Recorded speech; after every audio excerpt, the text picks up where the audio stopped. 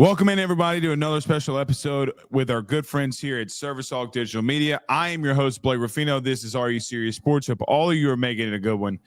We know that we are as well. Here at Service Hog Digital Media, where they soar above the competition.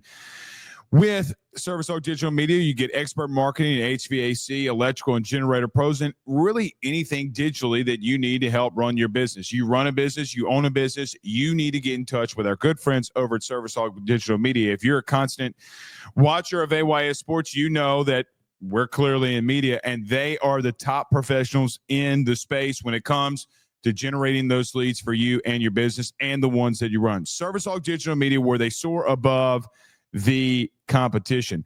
Today's episode, we got a lot to talk about, especially with baseball, as LSU will start off a weekend series with Omaha this upcoming Friday, starting at 4 p.m. Central Standard Time. And if you're in the local Hammond area, or Mardi Gras is just right around the corner, you might be going to a Mardi Gras parade. So you're going to have to be able to watch the game, and then when you're on the way to the parade, using your phone to get there. But it is Mardi Gras season, which also means that it's going to be baseball season here. Before we get rolling, let's talk about our good friends, though, over at C&D Plumbing, where they're serving the River region with fast, reliable residential and commercial service. C&D has earned their reputation for quality and honesty. When you need a plumber, you can count on. Call our good friends over at C&D Plumbing, 985-304-8556. It's 985-304-8556, where their problem is your top priority. So let's talk a little bit about LSU baseball here as we're starting off the season. Glad to be starting off the season here, and glad that LSU baseball is among us. But the game last night, kind of good for you, boy, in some sense. The game last night versus Nichols was canceled. I was able to go to bed at like 7 o'clock. Yeah, ladies. Went to bed at 7 o'clock. What do y'all think about that? They're not listening to me. It doesn't really give a Rudy poo. Went to bed at 7 p.m. Central Standard Time. Woke up at 8:30, you know. I feel more rested than a baby lion cub. I mean, all they do is sleep anyway, but was really good. Hated the game didn't get played, but your boy took a little nap and kind of got a little bit rejuvenized. But that game will be rescheduled, and you already saw LSU once in the midweek this week. But what were we going to really find out would be a good question. I did say yesterday in our very special and brief episode that I did want to see LSU hit some adversity, and let's talk on that a little bit. I do want to see LSU baseball hit some adversity this weekend. Now, it's not like they haven't had an inning here or there where they haven't met adversity, but look, you want to start seeing your teams get a little stressed here. How do they respond from adversity? What do they do when they need a big hit in an inning with runners on? If there's a runner on second and third, 2 outs, can you get a hit to the right center field that it gets score to, and you start opening up a gap that you have on a team or something that wins you a game? But you're facing Omaha this weekend in a 3-game series, and where the weather is not very favorable, it's not going to be very favorable this weekend, but next week it starts getting a little bit warmer, and I'm sure the bats will get a little bit hotter when that happens. I'll continue to say this early in the season. I'll continue to say this as we go on here. I do think that LSU has shown glimpses so far this year through 4 games of what they can be. I think they've shown glimpses on the mound clearly. Like, what do you do on Friday night? Like, you still have not thrown Gavin Guidry. You've seen guys like Kason Evans for an inning. You've seen a guy for like Jacob Myers, not only just for the inning for you, but you've seen him at Nichols. You know, what do you do down the stretch? Can you play a little matchups? How good is Omaha? Now, they did have an interesting weekend for them, but I do think that they can generate some issues for you. Look, they looks as if from what the weekend that we saw from them, they're going to hit good contact. They're going to run a little bit. They'll put some pressure on you with some hit and run scenarios. And I really enjoy that. I'm going to enjoy this series because I do think that LSU, for what it's worth, from a baseball perspective, needs to get stressed a little bit here. We needed to see a team that can put the ball in play. How do you do defensively? But right now, defensively, you've looked more than fantastic. You've been pretty excellent, especially in the outfield. I mean, guys, think of the plays that we had this past weekend. Derek Curiel, Chris Stanfield. I mean, running balls down, diving for balls. I mean, we saw that on Tuesday from Stanfield in and of itself, but continue to be stressed in that situation. Continue to see this lineup and guys that are battling for spots. You look, there's only 9 spots, and you probably got 10, 11, maybe even 12 guys that you think that, number one, that you want to play, but number 2, that can play here, and you got to work that out. You know, I think of Ashton Larson. I think of Ethan Fry getting his first home run as an LSU Tiger, all 6'6", 240 pounds of him getting his first home run at LSU. But there's a lot of competition that's being bred here. There's a lot of competition that this lineup is not set. Your order is not set. You need somebody that's going to be able to hit behind Bear Jones as an example that will protect him. Guys, he's still not seeing moderately good pitching. Teams are throwing around him early, and he's got to be patient. You know, the one real good at bat that he had on Tuesday, he squared up a slider that he hit 109 miles an hour off the bat right at his center fielder. I mean, I don't know what else that he can do there. But look, as you go into another weekend here, just being your second weekend of baseball, as you continue to mount these games, you know, then you'll have this weekend and then you'll go into Texas and you'll have a game against Kansas State, a game against Nebraska. You'll start playing some of these teams that are a little bit better than what you've already played. Now, Nebraska, actually, ironically, I'm not sure if a lot of you saw Nebraska this past weekend. Nebraska's got some dudes that can hit some tanks. They got some guys that can hit some serious bombs here. So you're going to get a little bit more pressure on you. So another weekend to kind of work out some kinks before you go into some serious play here. And then you'll play Nichols, if I'm not mistaken, in the midweek next week from a reschedule of April the 8th, it looks like how they've rescheduled this. Look, there are a couple of things that I am interested about. I'm interested to see this weekend, you know, what does Jay Johnson do with his lineup? What does he do with Ashton Larson? Is he going to be the one that gets the start, or do you throw Ethan Fry back out there? You know, Jay was very glowing in speaking of Ethan Fry a couple of days ago, saying, I thought he had already had his first home run, but I guess he hadn't. You know, he really likes Ethan Fry. And look, here on this show, I called out Ethan Fry from hitting. I mean, look, he's too big to keep hitting these dribblers. He's too big to be getting these small little base hits and things that probably shouldn't be awarded a base hit that he had been getting. But look, man, confidence in baseball is a scary thing sometimes. You know, you get a pair of hits, you get a fastball right over the heart of the plate, and you send that thing to Jupiter. I absolutely love that for him.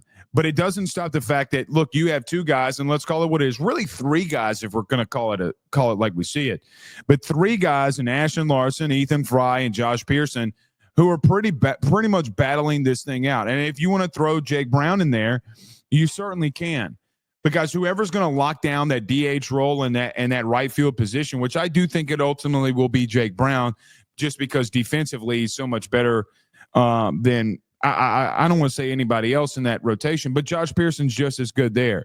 You have four guys that you're trying to find playing time for, just from an outfield perspective. Chris Stanfield continues to show you why he's at the top of the lineup and why he continues to play center field, and Derek Curiel as well. What Jay has done in the outfield is nothing short of spectacular. And then you having a true freshman coming in here and starting in left field is also fantastic. What do you do with Josh Pearson? Look, I don't think that there's a player on this team right now that Jay Johnson loves more than Josh Pearson from an experience, a guy that's been there, the big at-bats that he's had. You know, Jay even brought up the other day when talking about Josh Pearson, the big hit he had against A&M, what he did in Omaha a couple of years ago. So I do firmly believe that Josh Pearson will continue to be in some form of this rotation. But right now with Ethan Fry, Ashton Larson, and Josh Pearson, that is basically where you're at right now and who's going to fill that DH role. I don't think that we've seen anything, nor do I think that there's been anything good, bad, or indifferent that would stop that rotation at the current moment. Now, what is interesting is what LSU is continuously trying to rotate and do behind the plate at catcher. You know, we've seen Cade Arrambide, we've seen Luis Hernandez, and then the guys that we haven't even seen Eddie Yaman yet, but we have not seen either one of those guys really step up, right? I mean, you've seen Luis Hernandez behind the plate do really well. He wasn't that bad at the plate. You know, he kind of looked a little sluggish. He did on a hit and run, get a decent little hit and hit the ball right into the four hole where he was supposed to. But that position right now, I think that it is also a battle. I do expect Luis Hernandez to get another nod here, especially with Cade Arrambide starting in the midweek. And you'll just continue to battle that one out too. Look, I think that you're in arguably one of the best positions that you could be in right now. And when you recruit a number one overall class, when you recruit a number one overall portal class, you these early parts of the season, you just got to figure out number one, who's going to be, I don't want to say an everyday guy because I don't know if you're going to do it like that because you're so deep. But I do think that you need to find a situation of who are the guys that are going to outperform one another, and that competition is going to breed excellence. I mean, look, man, you got a guy in Ashton Larson who led the SEC in hitting for you from a batting average standpoint that did not start the season. And Jay says this all the time. He's like, look, man, Gavin Dugai didn't start. Kate Beloso didn't start. And by the end of the year, they were the meat and not only the meat of our lineup, they were the heart of our team. And so I think that you have a very similar situation here, and it's going to be interesting to see. Can your pitching staff do what they did again? Now, like I mentioned, you haven't seen Gavin Guidry yet, and I think it was because you had 2 midweek games, and I do think that they want to extend Gavin a little bit. I'm interested to see because Gavin Guidry has not pitched. Do we see him on Friday before Casey Evans? Do you just want to continue to run Casey Evans out there because of how dominant he's been? There's so many more questions on how we're going to get or what we're going to get from Jay Johnson and the mindset from Jay Johnson going in here. Listen, there are a couple of things that I do want to see going into this or not going into this weekend, but some things that I want to see this weekend. Don't start off so slow. Now, I know on Friday, a week ago from Friday, you really started off fast. You got a big inning and inning one. The adrenaline's pumping for everybody. And even on Tuesday, you kind of started off a little sluggish, but then all of a sudden you absolutely started raking the baseball once you got Southern's pitcher's pitch count up. You really started doing well. I just want to see you start off fast. Start off fast, hit the ball really well. The weather's not playing to your benefit. It's not playing to your strengths right now. It is colder than a broken-hearted girl in high school. It like really, and I'm sorry, again, I probably shouldn't say that in a room full of ladies, but it's true. You know that they'll get after your ass if you break their heart, but it's true. It's cold out there. As a good buddy of mine said yesterday, it's muscle pull weather, and it is. Listen, you have to be able to play to your environment and control what you can control. Being cold outside does not stop the fact that you make a good defensive play. It doesn't stop that you you do the process of warming up. It doesn't stop the process of you squaring up a baseball and hitting the ball hard. So that's mainly what I want to see. There's not anything that I think early in the season, as I've been mentioning, and I continue to mention, I just don't think that there's anything that they've shown good, bad, or indifferent outside of the bullpen that you're like, oh my God, that was fantastic. If you start replicating that, and I want to mention this before we kind of move on here. If you're able to replicate the situation of what you did in the bullpen this past weekend again against Omaha, you start saying, listen, man, one weekend, that's fine. It was what it was. You do that a second time, well, then you might be in a situation where you think it's somewhat of a norm. I do believe that LSU baseball, for what it's worth, is going to continue to be one of these top teams. You just got to continue to go out there and show it. All right. Let's not hide for what y'all probably are really what we're in here for to listen to. Let me just say this before we get out here from Service Hawk Digital. Because some people said I was engagement farming yesterday, even though, I do think it's funny. I'm sitting here in a digital media company and I got blamed yesterday for engagement farming. Isn't that my job? Like, ladies, you run a media company. Isn't our job to be a part of like engagement farming? Like, oh, this is nice. This is interesting. What is this? Click the link. All right, I'm not going to hide away from it. They said yes, by the way. Y'all couldn't hear them. They were like, yes, Blake, you're 100% right. You Rudy Poos were wrong. It's our job to engagement farm. Listen, I'm not going to hide from this because I know some of you got pissed off of me yesterday. And like I told you, I don't really give a shit. But at the same time, the truth is just the truth. LSU defensively, football-wise, a lot has been made with Harold Perkins being moved officially to that star position. Here's what I'd say.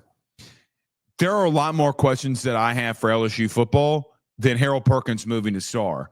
Can you be better in the interior of your defensive line? What do you do at corner? What do you do at safety?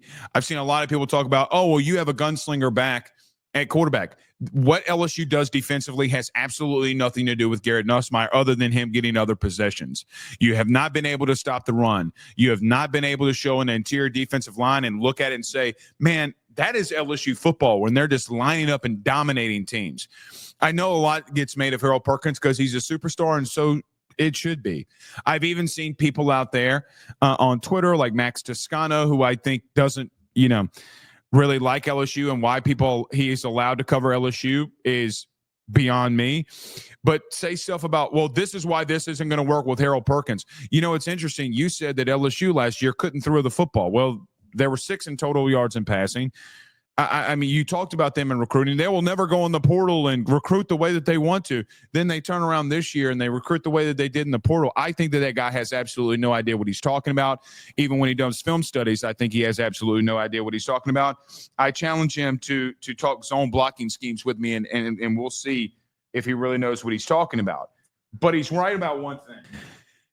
But I do think that Harold Perkins being in the lineup or moving to star has absolutely nothing to do with the bigger problems of what LSU has defensively at the current moment. Labeling Harold Perkins as the main issue of what LSU faced defensively a year ago what are we talking about here? Harold Perkins was out of the lineup last year when you gave up 311 yards. You wanted him to spy Jalen Milroe from 2 years ago. Okay, that's not a Harold Perkins problem. That was a defensive play calling aspect and play calling problem. LSU has got to get better along their defensive line. They got to get better at safety. They got to get him better in the interior of their defense, just all around. That has absolutely nothing to do with Harold Perkins. Putting out this massive film study of what you think is going on, even though it's not what's going on, that he was a problem that you gave up 311 yards rushing last year is quite honestly bullshit. Some of you come out here on these social media apps thinking that you know what you're talking about, and then you're saying, this is what's going on. Oh, my God, I'm a stat nerd. Oh, you don't know what you're talking about. You're putting a kid who's a superstar saying that he was a problem when he's not even in the game. Listen, after next week, we have one more full week here, and then the following week we start spring camp.